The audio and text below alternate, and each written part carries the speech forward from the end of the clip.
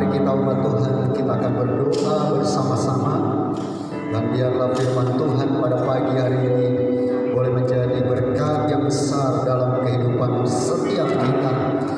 Bapa Surgawi, terima kasih Tuhan buat pagi yang indah ini. Kembali kami datang kepadamu, menyerahkan seluruh kehidupan kami. Terima kasih Tuhan buat pagi yang indah ini, karena kami tahu Tuhan kebenaran-Mu memerdekakan kami. Urapi Abamu, urapi kami semua. Dalam nama Tuhan Yesus, kami diberkati oleh pujian. Pagi ini kami diberkati oleh firman. Dalam nama Tuhan Yesus, kita yang siap diberkati, katakan amin sama-sama. Amin, amin, amin. Haleluya.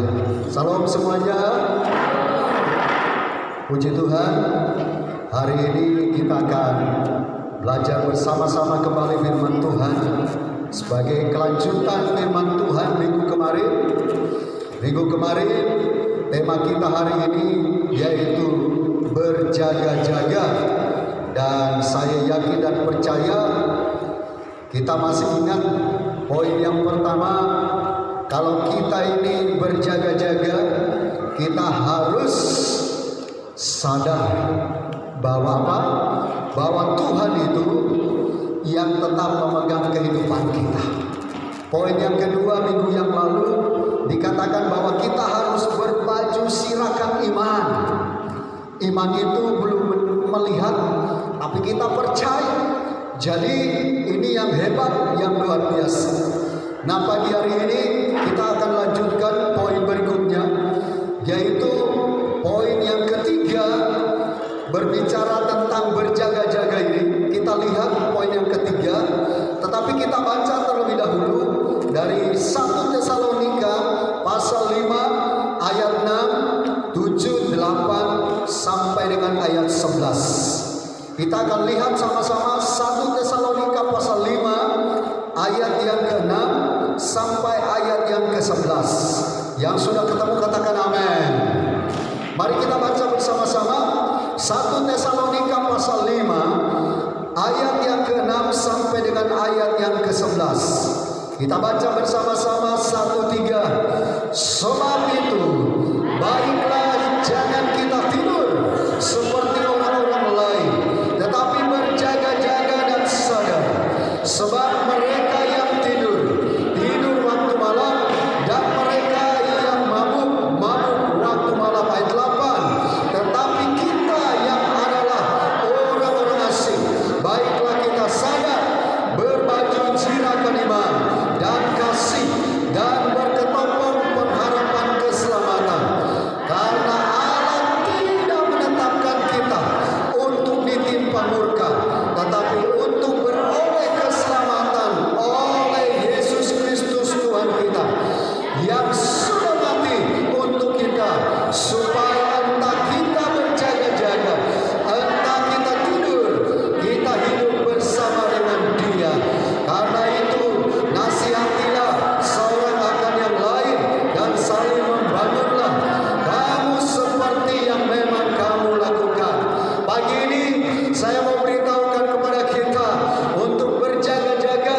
Kita akan masuk kepada poin yang ketiga dari sambungan minggu yang lalu. Di ayat yang ke-8 dikatakan di sana, tetapi kita yang adalah orang-orang Yehusia, baiklah kita sadar. Dikatakan berbaju jirakan iman dan kasih, dan berketompongkan pengharapan keselamatan.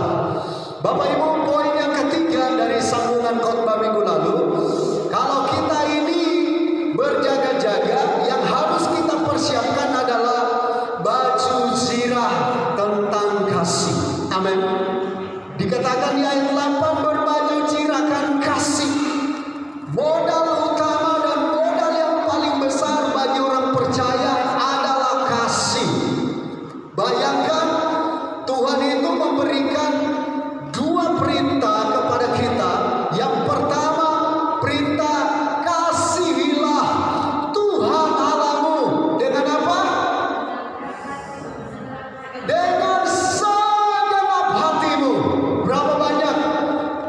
Pada pagi hari ini kita mengasihi Tuhan dengan segenap hati.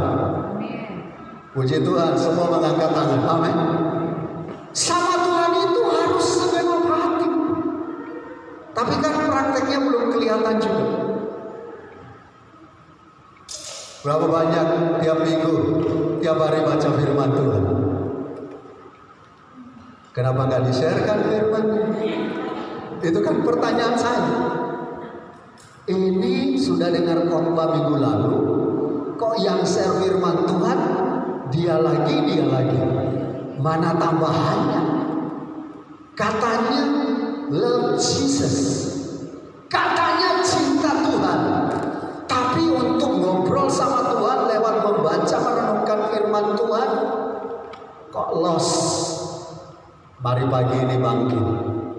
Jadi pulang dari sini, kita kembali menggali firman Tuhan. Berapa banyak diberkati oleh firman Tuhan yang disertakan oleh teman-teman? Cuma saya masih ada tanda tanya juga kepada Bapak Ibu. Kira-kira kalau Opa yang share firman, berapa banyak yang suka baca? Wah, dibaca ya? Opa memang pengalamannya luar biasa. Sharekan firmannya panjang sekali. Tapi itu sudah dicampur dengan kesaksian dan saya senang.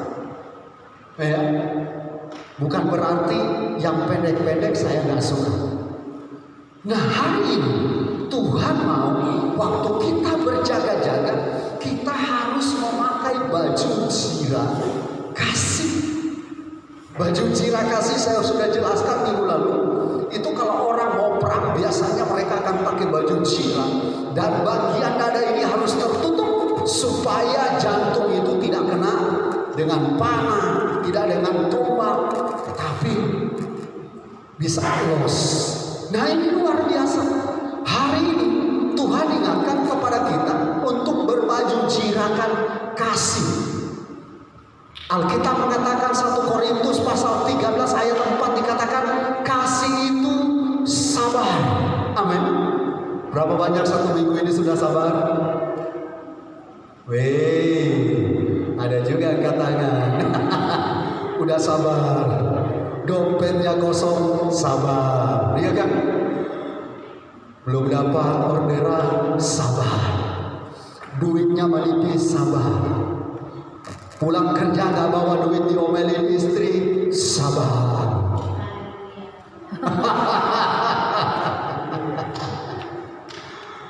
Sabar itu penting. Ini modal orang percaya yang luar biasa.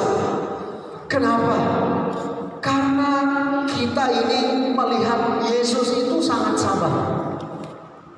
Waktu Yesus mau dianiaya, Yesus itu sabar sekali.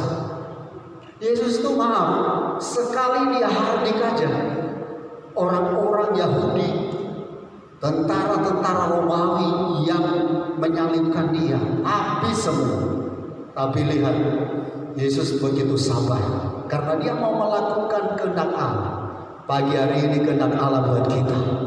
Kita harus sabar. Amin. Harus sabar menghadapi keadaan ekonomi hari-hari ini. Kita harus sabar. Harus sabar, harus banyak berdoa. Income mungkin gak naik-naik. Malah kalau yang kerja hari-hari ini saya dengar malah kerjanya hanya dibayar kalau dia masuk. Jadi gak dihitung lagi gaji bulanan. Nah ini perlu yang namanya kesabaran. Kasih itu sabar, kasih itu murah hati, kasih itu lemah lembut dan seterusnya. Ini modal orang percaya.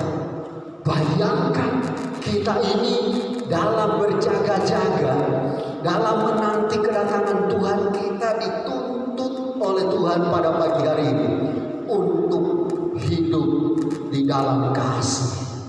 Ada amin. Mau pulang dari tempat ini, kita mau berbaju zirahkan kasih. Akan dapat tantangan demi tantangan, tapi kita mau mengasihi, kita mau mencintai, kita mau melakukan apa yang Tuhan mau. Ini hebat sekali. Tuhan itu berbicara kepada kita itu dahsyat sekali. Jadi kesabaran ini adalah modal utama kita.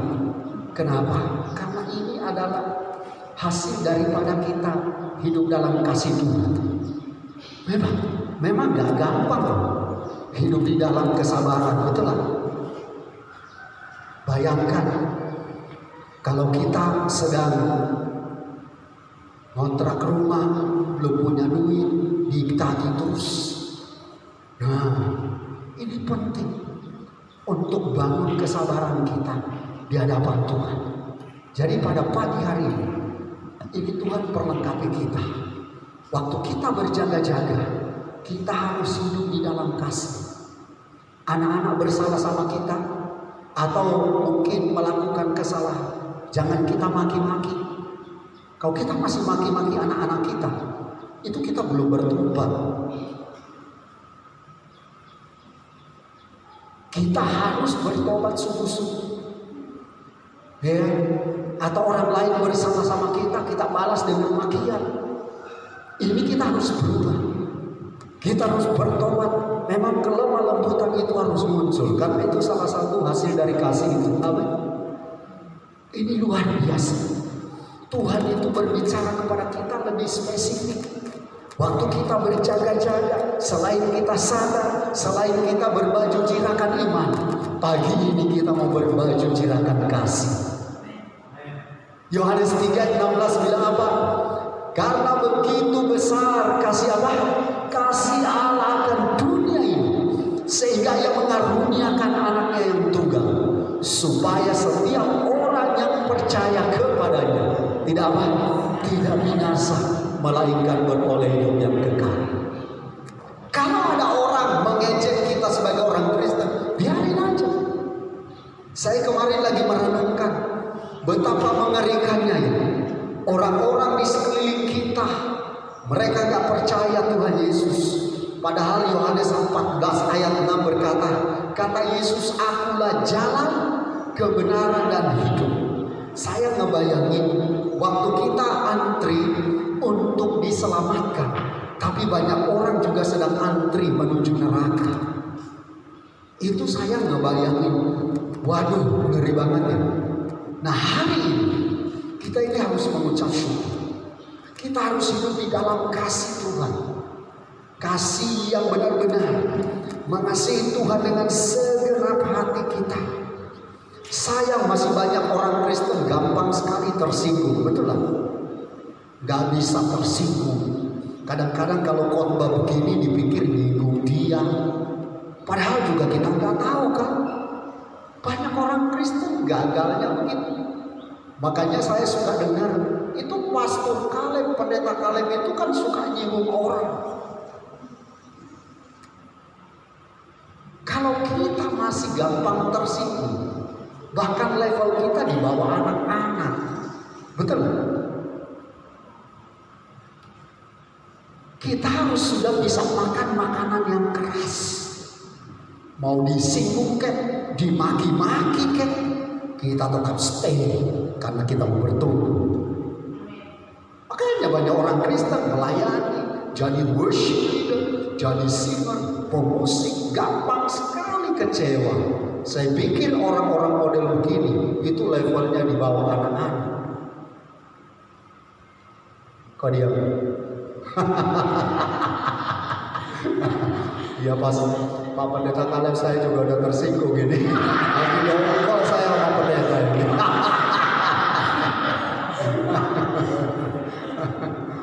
Disinggung-singgung terus saya kalau Pendeta Kaleb khotbah katanya. Padahal juga saya nggak tahu. Harusnya kita dewasa di dalam Tuhan.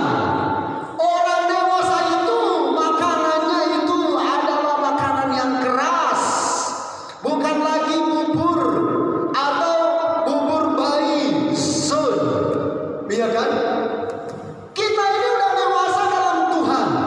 Bahkan maaf di gereja pun kita ini gampang sekali tersinggung. Padahal Tuhan sudah kasih modal kasih, ya kan? Makanya kalau di gereja kadang-kadang saya agak ingat-ingatin, hati-hati yang namanya dengan saudara seiman. Hati-hati yang namanya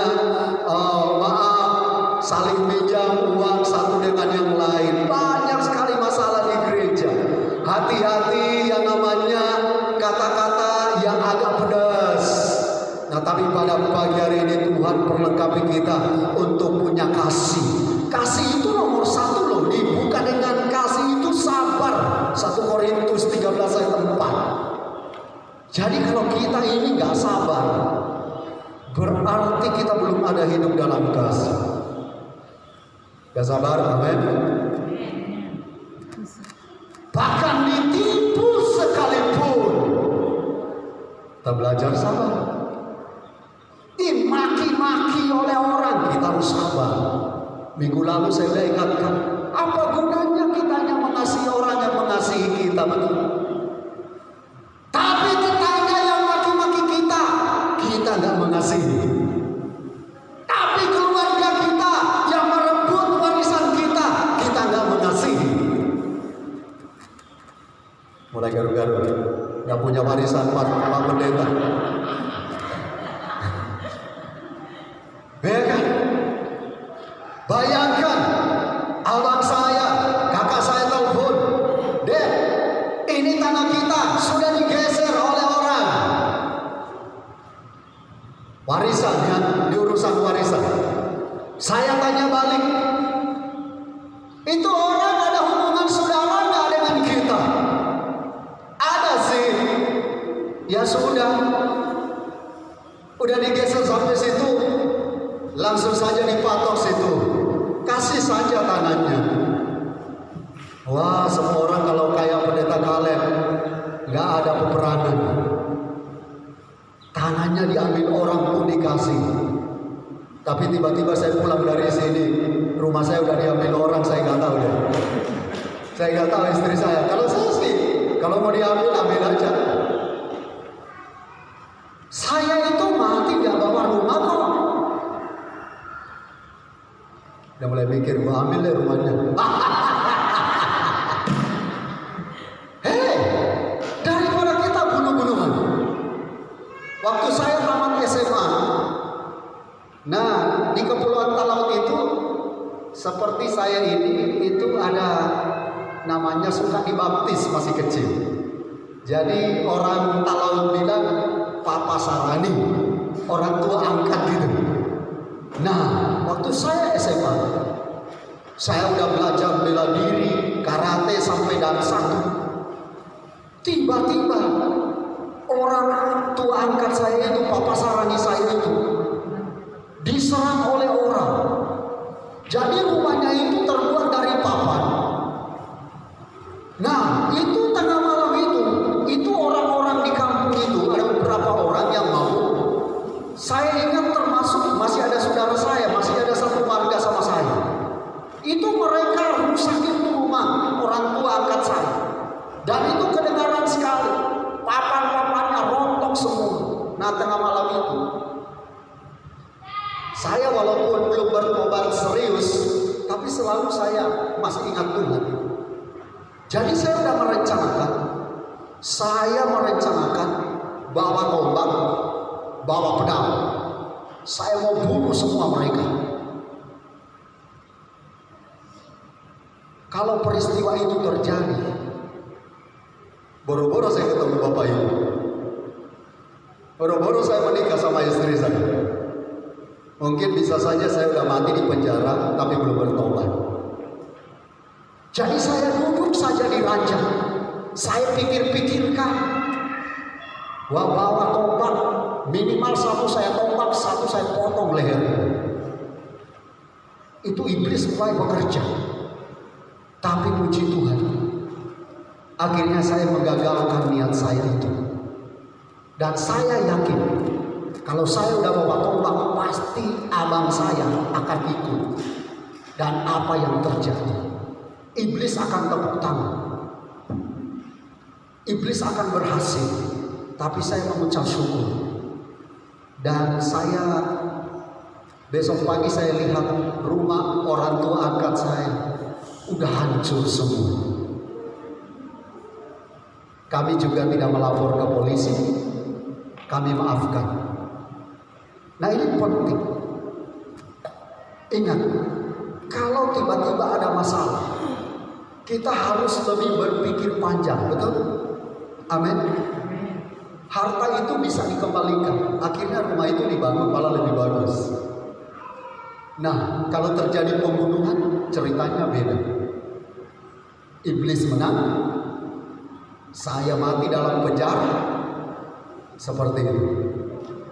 Jadi kalau nanti ada masalah di lingkungan kita sekalipun, kita harus berpikir panjang. Bapak-bapak harus berpikir panjang. Ada amin? Jangan gara-gara motormu ketabrak dari belakang, terus hari itu bunuh-bunuhan. Jangan. Belajar hidup dalam kasih.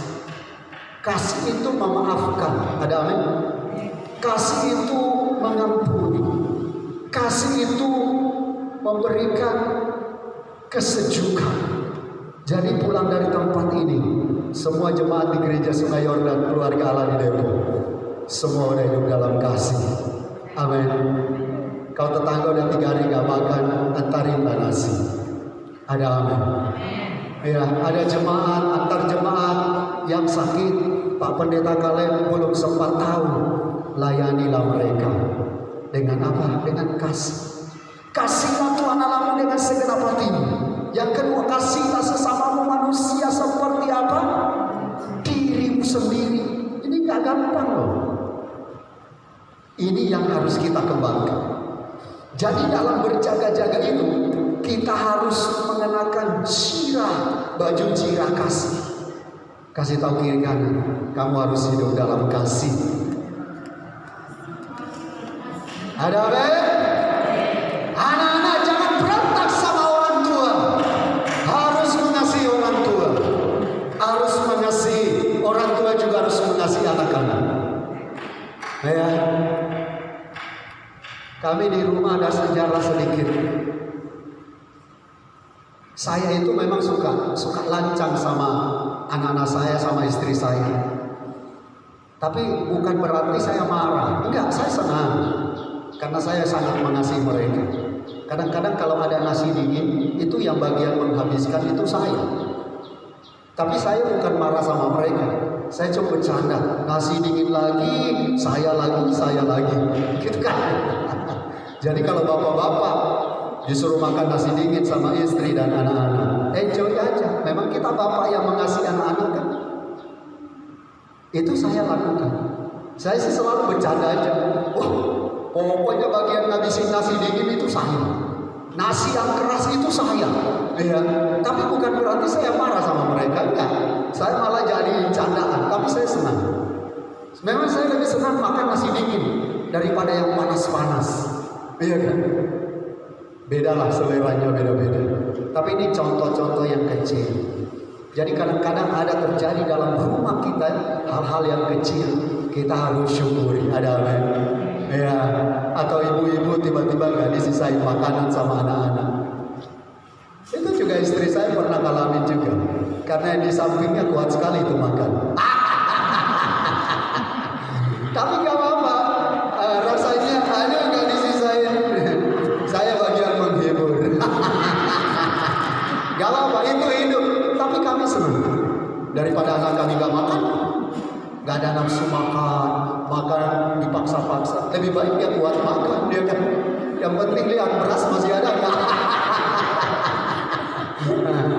Tapi kami senang ya, enjoy.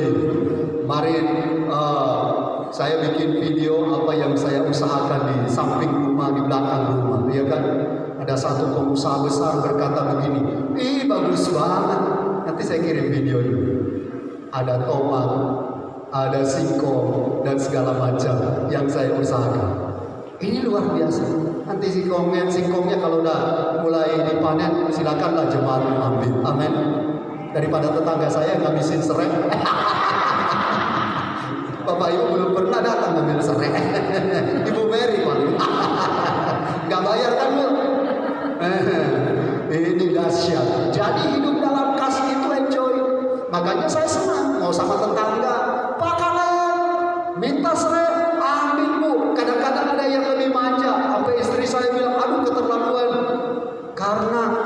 tinggal cabut lagi, mesti saya yang ngambilin. Wah, saya bilang nih manja bener ya, ini ya. Tapi itulah hidup, amin. Kita harus hidup di dalam kasih, jadi berkat bagi banyak orang. Satu ketika tetangga saya, anggota keluarganya banyak. Jadi sore-sore saya cabut singkong, saya antar ke rumahnya, gak ada orang, saya taruh aja di teras. Terus mereka mulai mikir-mikir, siapa ya yang ngasih singkong? Tapi ada seorang ibu tua, ya paling Pak Kaleb lah itu. Dan mereka konfirmasi, iya Bu, kemarin saya panggil-panggil gara-gara maghrib mungkin lagi pada sholat, jadi saya taruh situ aja. Terima kasih ya Pak, ya kan? Nah ini penting. Cuma singkong loh, tapi saya dapat tuh ucapan terima kasih besar banget dari surga. Ini dahsyat. Dan jadi pulang dari tempat ini, pada waktu kita berjaga-jaga, kita harus memakai baju apa? Kasih, love, amin. Yang terakhir Bapak Ibu, perhatikan ayat 8. Mari ayat 8 kita baca sekali lagi sama-sama. Ayat 8 1 3. Tetapi kita yang adalah orang-orang sial, baiklah kita sadar, berbaju jinakan iman dan kasih, terus dan berketopong pengharapan keselamatan. Yang terakhir, dalam berjaga-jaga itu kita harus berketopong keselamatan. Bapak Ibu, ketopong itu semacam topi yang dibuat dari besi, dan itu akan melindungi bagian kepala waktu perang. Kenapa? Karena kalau kepala itu, makanya Goliat itu kepalanya kena katapelnya si Daud karena nggak terlindung. Jadi ketopong itu akan melindungi semua bagian kepala. Nah, Alkitab mengatakan kita harus berketopongkan keselamatan. Bapak Ibu, jangan pernah kita berpikir, maaf, otak kita itu kan di sini. Kadang-kadang otak kita ini suka berpikir, benar gak keselamatan itu di dalam Yesus? Nah, saya mau kasih tahu, kita harus berketopongkan keselamatan, masukkan di dalam pikiran kita bahwa keselamatan itu hanya di dalam Yesus. Ada amin. Ini yang luar biasa. Jadi jangan terpengaruh lagi. Sekarang banyak aliran-aliran sesat, betul? Banyak aliran-aliran sesat.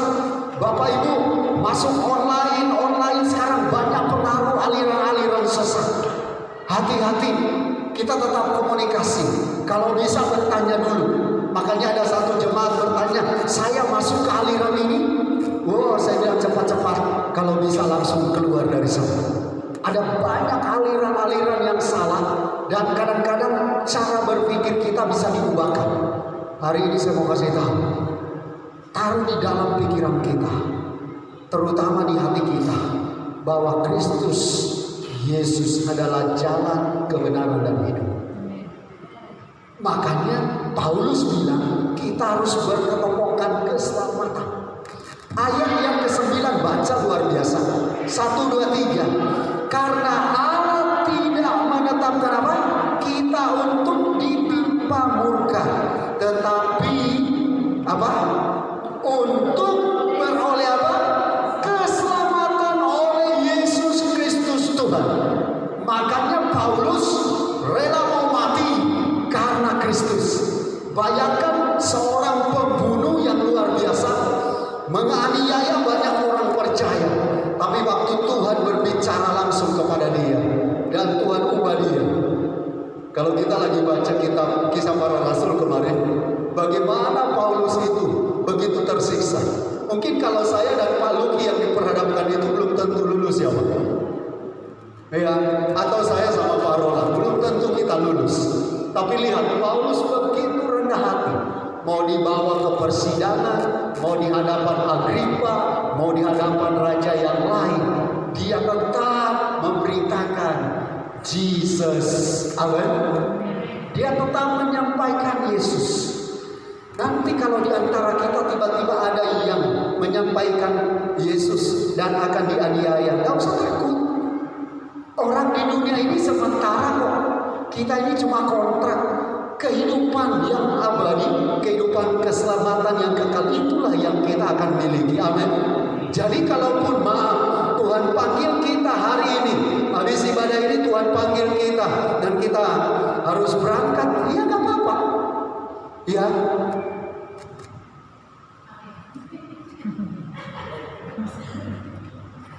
Kata Ibu Sri, belum makan arsik, pastor. Arsik udah disiapin, jangan dipanggil dulu. Tapi saya mau kasih tahu, selama proyeknya Tuhan Yesus masih ada di dalam kehidupan kita, di pundak kita, Tuhan akan perpanjang umur kita. Ada amin? Tapi saya mau kasih tahu, di ending hidupmu jangan hidup dalam dosa. Udah setia sama Tuhan, tiba-tiba terlahir jomblang, tinggalin istri, hidup sama pelacur, ya kan repot itu. Mau kasih tahu, ending hidup kita itu harus terus naik. Bila perlu umur bertambah terus, orang lain bilang berkurang, itu semakin dekat pintu surga. Ada amin? Ada amin? Ya, jangan makin menjauh. Jadi kita punya doa banyak buat jemaat, buat suami, buat istri, buat anak-anak kita, buat keluarga kita, supaya bukan menjauh dari Tuhan, tapi makin mendekat. Ada amin? Ini dahsyat sekali. Jadi kita ini harus berketopongkan keselamatan. Keselamatan kekal hanya dalam Yesus Kristus. Ya, ini banyak remaja-remaja yang masih muda. Saya selalu ingatkan anak saya, pokoknya kamu, maaf, nggak harus juara, yang penting kamu dekat sama Tuhan. Tapi saya yakin kalau dekat sama Tuhan pasti juara. Iya kan? Amin. Karena Tuhan berkata, Daniel aja diberikan kepintaran 10 kali lipat dari orang-orang di zamannya itu. Makanya anak-anak yang masih sekolah dekat sama Tuhan, Tuhan akan kasih kepintaran 10 kali lipat. Ada amin? Ya, saya walaupun di wisuda S2-nya hanya 4 orang, tapi saya juara umumnya loh. Ya gak apa-apa kan? 4 orang lulusan terbaiknya saya. Ya ini saya bersyukur sama Tuhan, ya kan? Berarti yang 3 ini di bawah saya, tapi sekali lagi kemuliaan buat Tuhan. Ya kan? Pak Derla, jangan tanggung-tanggung, tepuk tangan aja. Biar yang lain tepuk tangan. Masa saya lulusan terbaik gak dikasih tepuk tangan?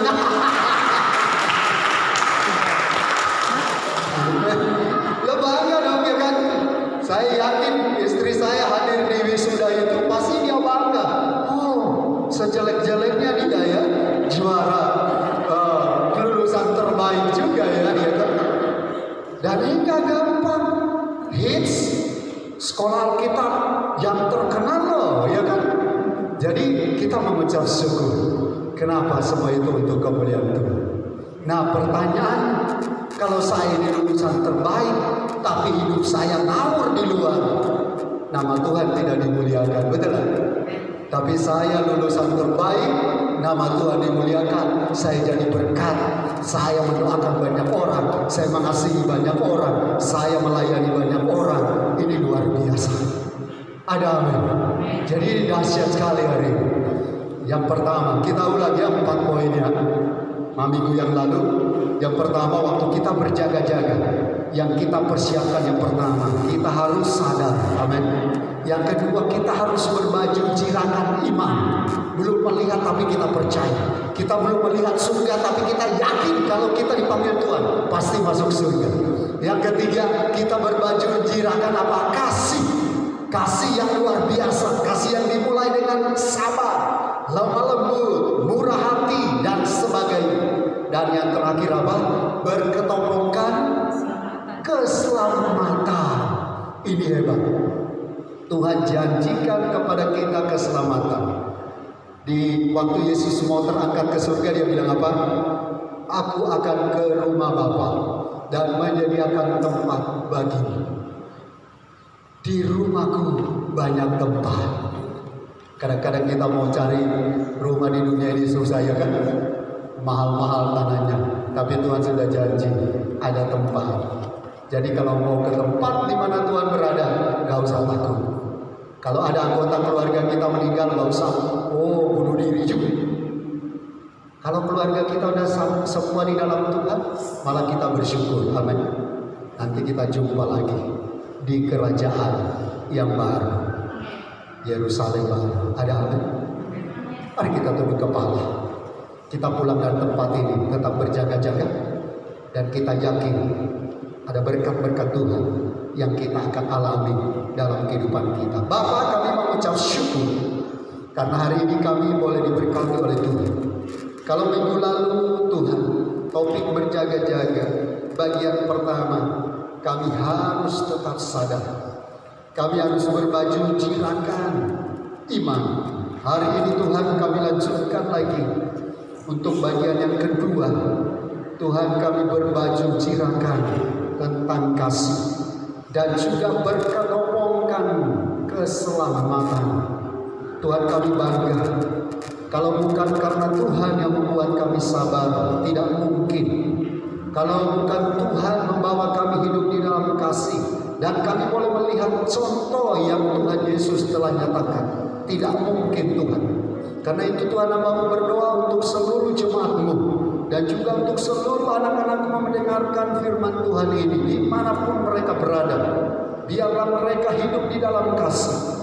Mereka boleh sabar, mereka boleh mengasihi Tuhan dengan segenap hati. Mereka boleh mengasihi sesama manusia seperti diri sendiri. Karena itu Tuhan bawa kami untuk mengasihi keluarga kami, mengasihi orang-orang di sekeliling kami, tetangga-tetangga kami, mengasihi jemaat satu dengan yang lain. Juga mau berdoa, biarlah Tuhan keselamatan yang Tuhan sudah berikan, kami terus pertahankan. Karena janji-Mu, karena Tuhan inti dari semuanya, Engkau telah berkorban untuk kami. Engkau telah memberikan seluruh hidup-Mu untuk keselamatan kami, dan Engkau jalan kebenaran dan hidup bagi kami. Terima kasih, berkati seluruh jemaat-Mu, berkati kami semua. Demi nama Tuhan Yesus kami berdoa, kami mengucap syukur, dan kami diberkati oleh firman-Mu. Haleluya, haleluya, amin.